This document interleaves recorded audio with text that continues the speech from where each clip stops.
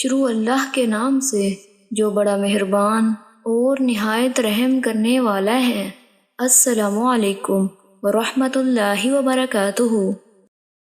حضرت براء بن عازب رضی اللہ تعالیٰ عنہ نبی صلی اللہ علیہ وآلہ وسلم سے روایت کرتے ہیں، آپ صلی اللہ علیہ وآلہ وسلم نے فرمایا، جب مسلمان سے قبر میں اس کے رب، نبی اور دین کے بارے میں سوال کیا جائے، وہ گواہی دیتا ہے کہ اللہ کے سوا کوئی معبود برحق نہیں، اور یہ کہ محمد صلی اللہ علیہ وآلہ وسلم اللہ کے رسول ہیں۔ یہ کہنا اللہ کے اس فرمان کے مطابق ہے۔ ترجمہ: اللہ ان لوگوں کو جو ایمان لاتے ہیں سچی بات پر دنیا و آخرت میں ثابت قدم رکھتا ہے۔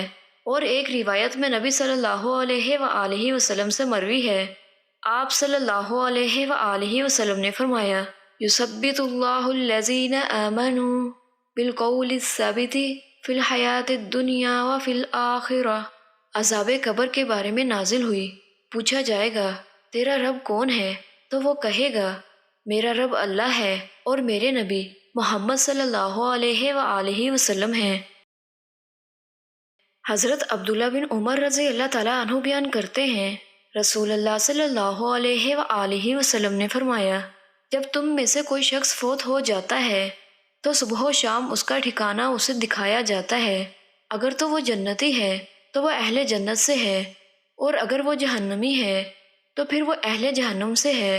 بس اسے کہا جائے گا، یہ تمہارا ٹھکانہ ہے، حتیٰ کہ اللہ قیامت کے دن تمہیں اس کے لیے دوبارہ زندہ کرے گا۔ پیارے ساتھیو، اللہ تعالیٰ سے دعا ہے کہ اللہ تعالیٰ ہمیں قبر کے عذاب سے بچائے اور آخرت میں ہمارا ٹھکانہ جنت میں بنائے۔ آمین۔